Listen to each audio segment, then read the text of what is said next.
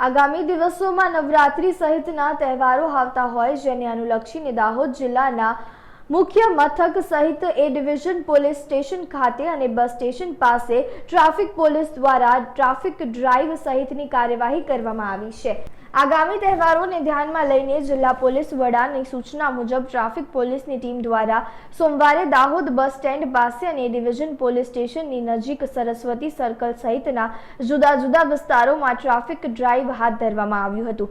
સિંગવડમાં બનેલી ઘટનાને લઈને તથા આવનાર તહેવારોને અનુલક્ષીને દાહોદ જિલ્લા ટ્રાફિક પોલીસ દ્વારા દાહોદ શહેરના એ ડિવિઝન પોલીસ સ્ટેશન પાસે ટ્રાફિક ડ્રાઈવ યોજવામાં આવી હતી। ટ્રાફિક ડ્રાઈવ દરમિયાન ફોર વ્હીલર ગાડીઓના કોચ પર બ્લેક ફિલ્મ લગાવીને ફરતી ગાડીઓમાંથી સ્થળ ઉપર જ બ્લેક ફિલ્મ દૂર કરવામાં આવી હતી અને સ્થળ ઉપર જ દંડ વસૂલ કરવામાં આવ્યો હતો। સાથે સાથે વાહનો ઉપર નંબર પ્લેટ વગર ગાડીઓ હંકારતા વાહન ચાલકોને પણ દંડિત કરવામાં આવ્યા હતા।